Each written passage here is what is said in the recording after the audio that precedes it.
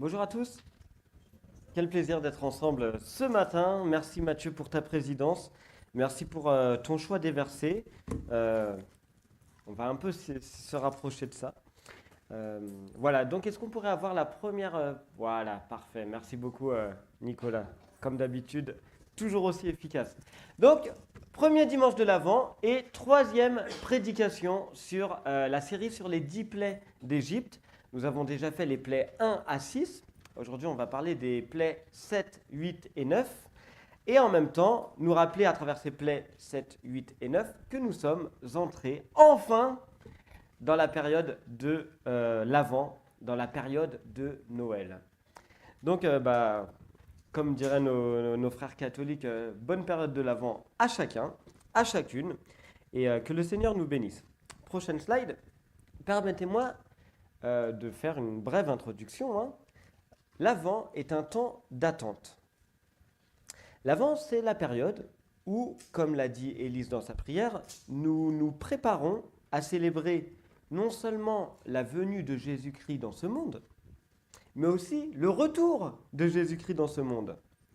Et l'Avent, c'est un temps de lumière, hein. On a allumé la première bougie. À la fin, il y en aura 4. Un temps de lumière au cœur des ténèbres. Un temps d'espérance au milieu des épreuves. Et un temps de réflexion sur notre relation avec Dieu.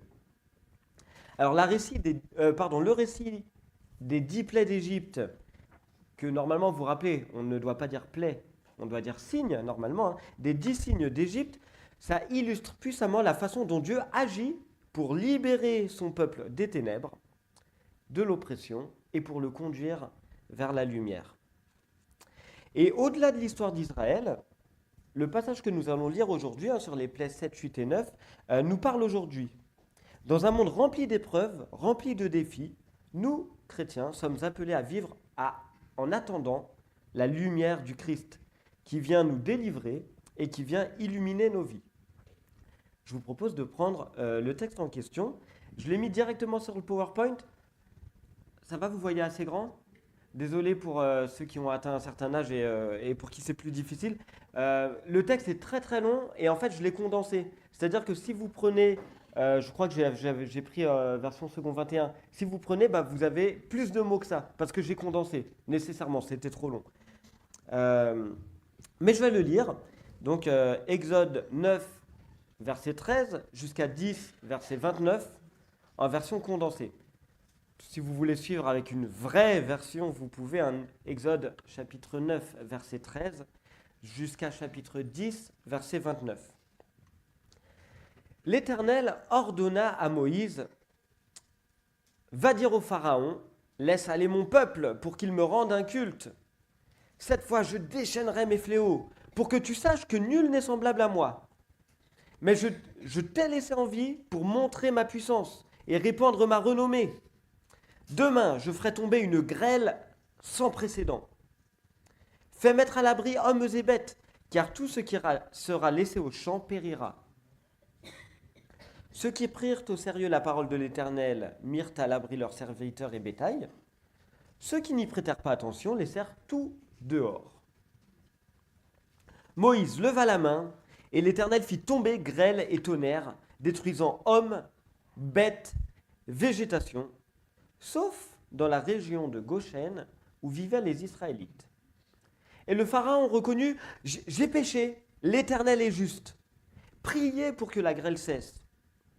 Moïse répondit, je prierai, mais je sais que toi et tes fonctionnaires ne craindrez pas encore l'Éternel. Après la fin du fléau, effectivement, hein, le Pharaon et ses fonctionnaires s'endurcirent et refusèrent de laisser partir les Israélites.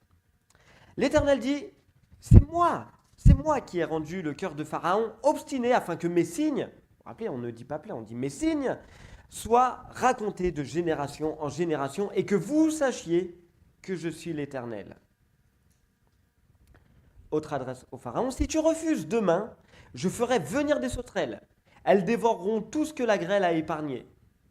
Moïse leva son bâton et les sauterelles couvrirent l'Égypte, dévorant toute végétation. Le Pharaon appela Moïse, pardonne mon péché et priez pour moi. Moïse pria, et un vent chassa les sauterelles. Mais, le Pharaon s'entêta encore.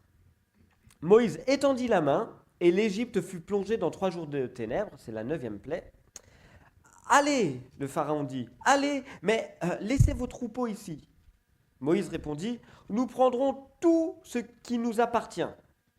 Furieux, le Pharaon déclara, ne reviens plus devant moi, sinon tu mourras. Et Moïse répondit, tu l'as dit.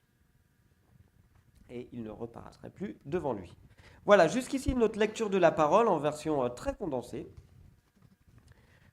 Il le fallait bien. Et je vous propose de commencer notre réflexion avec la prochaine slide. L'Avent, attendre dans les ténèbres. Je vous ai mis un petit calendrier de l'Avent, on en parlait tout à l'heure. Prochaine diapo. On va avoir 4 points. Là, j'avais de la place que pour en mettre 3, mais il y a un 4e point sur ce grand 1. L'Avent, savoir attendre dans les ténèbres. D'abord, les plaies d'Égypte sont un symbole des ténèbres spirituelles. Vous avez vu cette dernière plaie, hein? Bon, la 7e plaie, c'est de la grêle.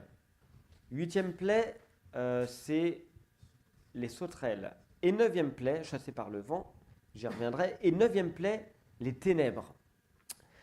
Les ténèbres recouvrent l'Égypte, une obscurité si dense, nous dit le texte qu'on n'a pas lu, mais vous pouvez regarder au verset 21, une obscurité si dense qu'elle pouvait être touchée. C'est étonnant quand même.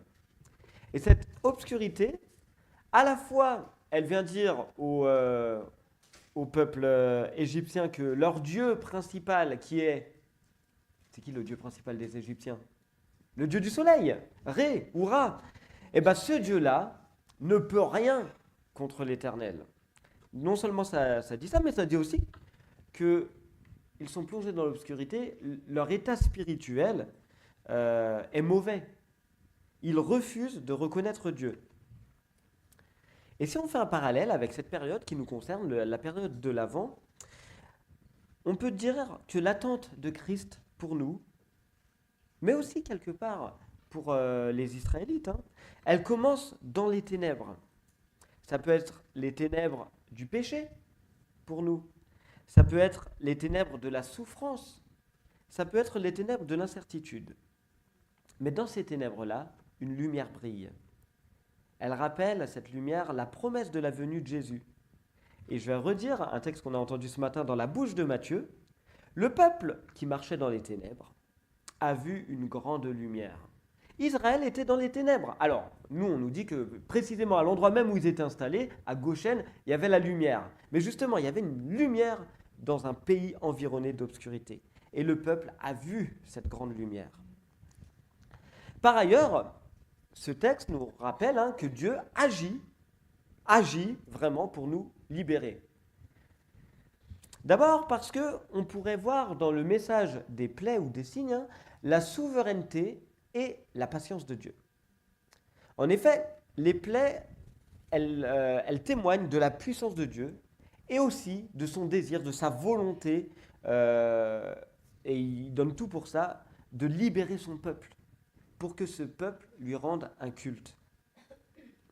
Les 6 premières plaies qu'on a vues ensemble, qui ont toujours la même structure, rappelez-vous, d'abord ils vont voir Pharaon, ensuite ils retrouvent chez lui, ensuite ils retrouvent Pharaon au bord du Nil, et la 3e fois, pour la 3e plaie et pour la plaie numéro 6, ils ne vont pas du tout voir Pharaon.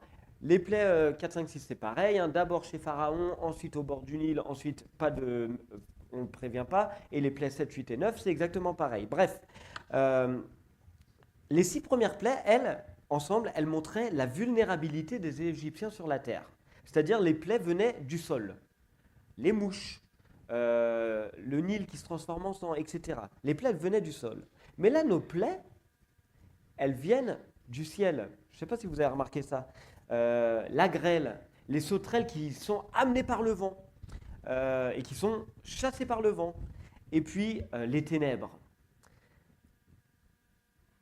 Elles viennent du ciel, elles frappent les cœurs et elles dévoilent la ruine morale de l'Égypte. Mais plus encore, ces plaies 7, 8 et 9, elles marquent dans le cycle des 10 plaies, une dramatisation, une accentuation. En fait, en littérature, en narratologie, on dirait qu'on atteint presque le climax, un point de non-retour. Paroxysme, bah, climax, ça se dit aussi en figure de style, mais paroxysme, si on veut, on atteint le point de non-retour qui sera concrétisé par la 10e plaie. Il y a une certaine dramatisation, le terme n'est pas bien choisi, mais oui, on accentue le fait que les plaies sont de plus en plus graves, de plus en plus sérieuses. Et justement, mon petit B, hein, la 10e plaie sera le jugement définitif qui marquera la délivrance totale d'Israël. Malgré la dureté de Pharaon, on voit que Dieu tempère à plusieurs reprises son jugement, jusqu'à la 10e plaie. Les plaies 1, 2, 3, 4, 5, 6, 7, 8, 9, vous vous rendez compte, hein, je ne vous refais pas l'énumération. Il y a 9 plaies. 9 plaies durant lesquelles le Pharaon a vu Dieu à l'œuvre. 9 plaies durant lesquelles le Pharaon et ses fonctionnaires ont vu Dieu gagner le combat de catch dont on parlait lors du premier message. Dieu tempère son jugement. Par exemple, dans un texte qu'on n'a pas lu, au chapitre 9, verset 32, le froment et l'épeautre ne furent pas détruits, contrairement au blé et à l'orge, parce que, on nous dit le texte, ils n'avaient pas poussé. Le sous-entendu derrière, c'est qu'il y a une récolte de blé et d'orge qui a été abattue par la grêle, mais personne ne va mourir de faim. Dieu prend soin des Égyptiens quand même. Par ailleurs, plaie numéro 7, justement sur la grêle, rentrez votre bétail, rentrez vos hommes. Les choses sont dites, on n'est pas pris par surprise. Rentrez votre bétail, rentrez vos hommes. Il y a certains des fonctionnaires qui disent ok, je le fais, et d'autres qui n'y prêtent pas attention. Dieu est toujours prêt à offrir la grâce. À Pharaon, il a été prêt à offrir la grâce, aux fonctionnaires et à nous-mêmes, son peuple. Il nous a offert sa grâce. Et pour l'avant, nous devons nous rappeler que Dieu agit toujours pour nous libérer. À Noël, le vrai Noël, hein, le premier Noël chanté, comme dirait la chanson, la libération, elle culmine avec la venue au monde de Jésus-Christ, l'Emmanuel, hein, le Dieu avec nous, qui est venu pour nous sauver du péché et pour nous conduire dans la lumière de son royaume. L'Avent, c'est aussi un temps pour refuser le compromis. Refuser le compromis en remarquant peut-être les ruses de Pharaon, les ruses du diable, hein, et reconnaître dans nos vies peut-être la tentation du compromis. Vous aurez remarqué hein, que Pharaon propose plusieurs types de compromis à Moïse pour retenir Israël en Égypte.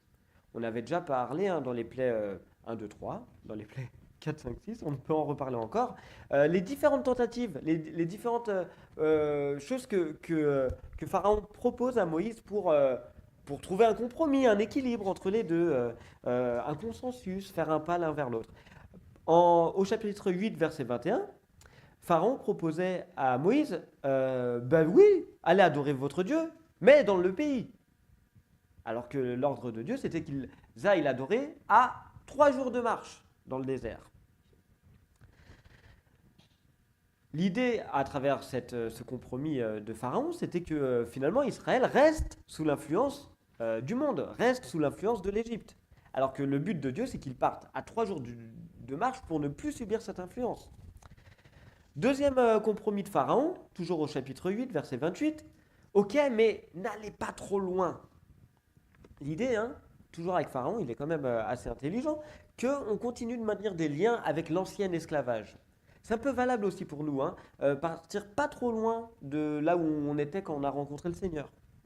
Troisième tentative de Pharaon, là on l'a pas lu nous, mais c'est dans notre passage, Exode chapitre 10, verset 11, il dit ok, mais que les hommes. Ok, allez-y, 3 jours de marche, mais que les hommes, ni les femmes, ni les enfants. Et ça, c'est intéressant pour 2 raisons. Parce que d'une part, dans, on va dire, la théologie égyptienne, ou en tout cas la religion égyptienne, seuls les hommes avaient rendaient des cultes à Dieu, quoi. Les femmes et les enfants, non. Et ça, c'est intéressant parce que, avec Jésus, dans la Bible, nous sommes tous appelés à lui rendre un culte. Et ça peut être un peu bizarre de le dire en tant qu'évangélique qui croyons dans le baptême, non pas qui sauve, mais un baptême de conversion et d'adulte. On peut dire quelque part que les enfants aussi sont invités à célébrer Jésus, à faire un culte en l'honneur de Dieu.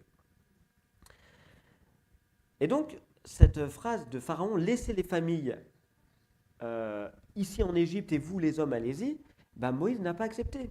Parce que Dieu mérite une consécration totale de son peuple et pas de certains éléments de son peuple. Dernière tentative de Pharaon. Ok, allez-y, pas de problème, hein, c'est au chapitre 10, verset 24. Allez-y, pas de problème, les hommes, les femmes, ok, les enfants, pas de problème, allez-y dans le désert, 3 jours de marche, j'accepte tout, sauf, s'il vous plaît, non, même allez-y, j'ai oublié. Allez-y avec votre bétail, allez-y, mais laissez vos affaires ici. N'allez pas vous encombrer avec votre robe. Non, laissez vos affaires ici. L'idée pour le pharaon, c'était de garder avec, avec Israël une dépendance matérielle. Et les 4 fois, pour ces 4 prétentions du pharaon, les 4 fois, Moïse a dit hors de question, l'ordre de l'Éternel est clair.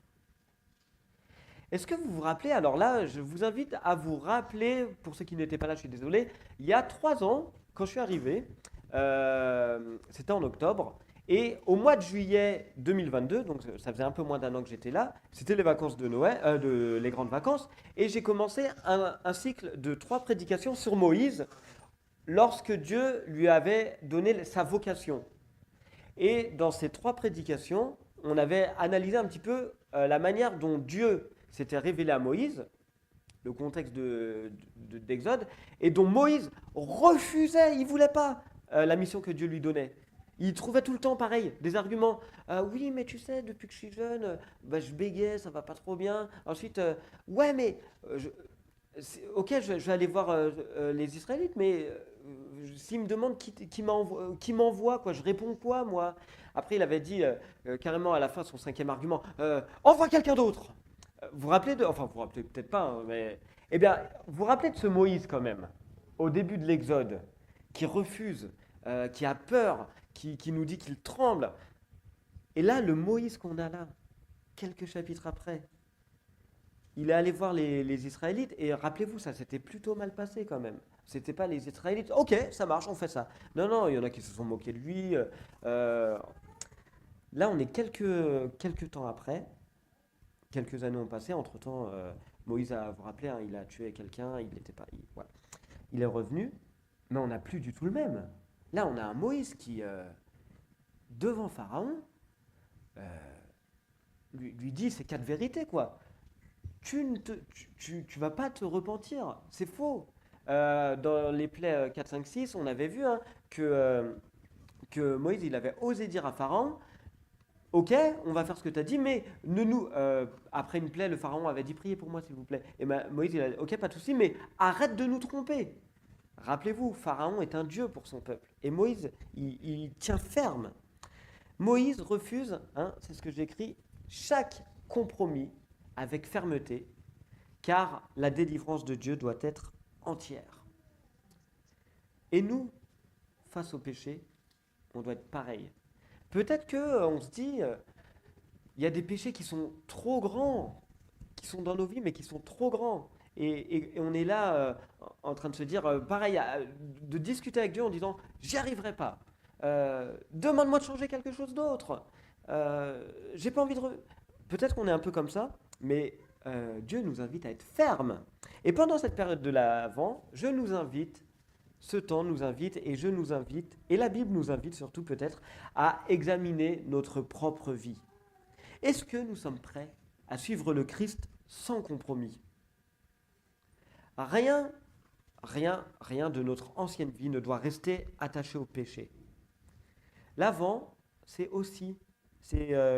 4 semaines pour nous rappeler la repentance. ces 4 semaines pour être totalement séparés de tout ce qui nous éloignait de Dieu. On peut mettre la prochaine diapo, c'est mon 4e point de ce grand 1. Rassurez-vous, il y a que il y a un grand 1 et un grand 2. Alors, dernier point, la lumière de l'avant, une marche vers la liberté. Israël est la lumière dans les ténèbres. Donc, je le redis, dans la 9e plaie, on nous dit, Exode 10, verset 23, « Il y avait de la lumière dans les demeures des enfants d'Israël. » Cette lumière, elle témoigne de la présence et de la grâce de Dieu pour son peuple, même au milieu des jugements. Pour l'avant, Jésus est venu comme la lumière dans le monde.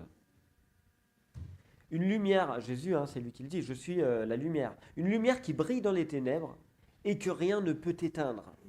Chaque bougie, là il n'y en a qu'une, mais il y en aura bientôt 4, chaque bougie allumée pendant l'Avent symbolise cette lumière divine qui éclaire notre chemin vers la liberté en Christ. Raymond nous a rappelé pendant le groupe de maison cette semaine le psaume 119, verset 105. Ta parole est comme une lampe à mes pieds, une lumière qui brille sur mon sentier. L'Avent, c'est aussi un temps d'attente actif et joyeux.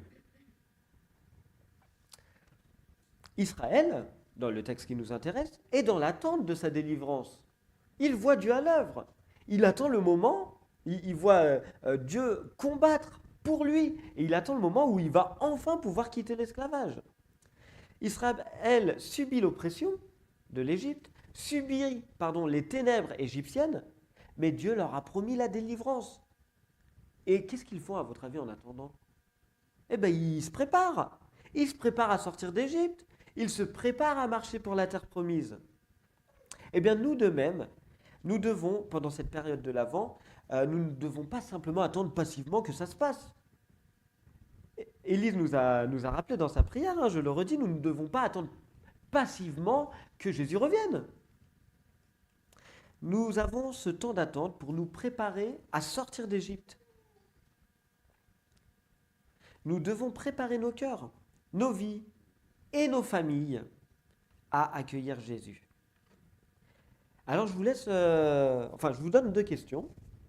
Déjà, chacun individuellement, on peut y répondre. Quels sont les domaines de ma vie où je dois laisser la lumière de Christ entrer ? Deuxième question, qui n'est pas une question, c'est une possibilité. L'Avent, c'est un temps pour partager cette lumière à travers des actes de générosité et de service, d'où mon 3e point, l'espérance joyeuse de l'Avent. L'Avent est marqué par la joie de savoir que la lumière est déjà venue dans le monde. Amen. La lumière est déjà venue dans le monde. Jésus est déjà venu. Même si nous vivons encore dans un monde brisé, nous savons que Christ a vaincu les ténèbres. Nous savons que Christ reviendra un jour pour rétablir son règne éternel. Alors la joie de Noël, pendant cette période de l'Avent, elle doit nous rappeler que notre espérance ne repose pas sur les circonstances présentes, et je le dis en sachant que beaucoup dans cette assemblée souffrent. Ils vivent des circonstances présentes oppressantes. Mais notre espérance ne repose pas là-dessus, elle repose sur la promesse de Dieu qui dit en Apocalypse chapitre 21 verset 5, « Je fais toutes choses nouvelles ». On peut passer au grand 2. Application pratique pour l'Avent. Première application pratique, allumer le feu. En réalité, mon titre à moi, c'est allumer la lumière. Chaque bougie de l'Avent, nous le disions, symbolise une étape dans la préparation. Mais elle peut symboliser aussi notre propre cheminement vers Noël. Prenons le temps chaque semaine de méditer sur la lumière de Christ dans nos vies. Deuxièmement, pendant cette période de l'Avent, refusons le compromis. L'Avent nous invite à une repentance sincère. Et là, alors, tous ceux qui ont fait la préparation au baptême avec moi sont au courant. Alison, t'es là ? Qu'est-ce que je vais dire sur la repentance ? Est-ce que tu te rappelles ? C'est pas grave, je vais le dire. Est-ce que tu te rappelles, Amandine ? Ah bah super, hein ? Zélie, est-elle là ? Non. Alors, je le dis à tout le monde, le mot repentance dans la Bible n'existe pas en tant que tel.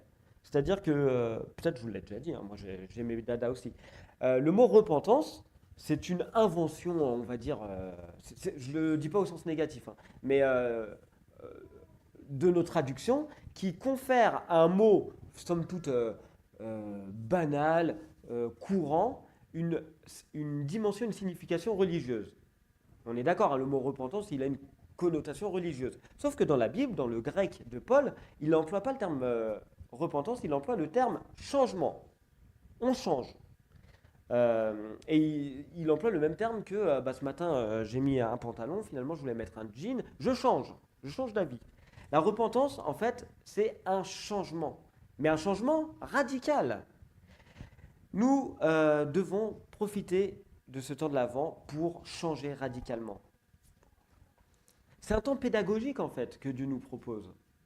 On peut le faire à toute période de l'année, hein. Ce que je dis là, c'est valable aussi au mois de février. Mais c'est une période pédagogique que Dieu utilise aussi pour qu'on soit particulièrement peut-être attentif à lui.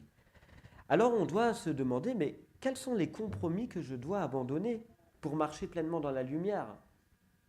Ça peut être des relations, ça peut être des péchés. Troisièmement, partager la lumière. Dans un monde marqué par l'incertitude et les ténèbres, il faut se demander, comment est-ce que je pourrais être un porteur de lumière? La Bible, elle répond assez facilement à cette question. On peut être des porteurs de lumière simplement par des actes d'amour, par des actes de générosité et de témoignage. Quand on était à notre groupe de maison ce vendredi, pendant la prière, on s'est rappelé que il y a des personnes qui n'ont pas de manteau. Moi j'en ai deux. Je peux peut-être partager. Il y a des personnes qui ont faim. Et moi le 24 au soir, honnêtement je vais bien manger. C'est peut-être l'occasion de partager, d'ouvrir nos foyers. Nous pouvons partager la lumière de l'Avent par des actes d'amour simples. Un sourire dans la rue, un bonjour au SDF qui est toujours devant le carrefour. Ça ne vous coûte rien, ça ne nous coûte rien. Et en même temps, c'est tellement une manière d'être porteur de lumière. Alors, je comprends si vous voulez me dire à la fin, ouais, mais en même temps, c'est pas avec un sourire qu'on annonce Christ, bien sûr. Mais ça met de la chaleur. Donc voilà, soyons des porteurs de lumière. Et dernière chose, espérer la lumière finale. Alors que nous célébrons la première venue de Christ, préparons-nous également à sa seconde venue, où les ténèbres seront totalement, définitivement vaincues. Permettez-moi de conclure. L'Avent, un message de lumière. Le récit des signes d'Égypte, des plaies d'Égypte, nous rappelle la puissance, la patience de Dieu, mais surtout cette 9e plaie, cette lumière qui brille dans les ténèbres. Il y aura une prédication après l'Avent sur la 10e plaie, mais pour le moment, en ce premier dimanche de l'Avent, je nous suggère de laisser cette lumière briller, illuminer nos vies. Je nous suggère de refuser le compromis. Je nous suggère de marcher avec foi et avec espérance vers la célébration de Noël et vers le retour glorieux de Jésus. Et je nous laisse avec Jean chapitre 1 verset 5 que peut-être vous connaissez et qui me rappelle étonnamment cette 9e plaie. La lumière brille dans les ténèbres et les ténèbres ne l'ont point reçu. Mais le mais de Dieu, il est incroyable dans nos vies. C'est pareil en Éphésiens chapitre 3. Mais à tous ceux qui l'ont reçu, à ceux qui croient en son nom, cette lumière a donné le pouvoir de devenir enfants de Dieu. Parce que la lumière brille dans les ténèbres, nous sommes devenus enfants de Dieu. Amen.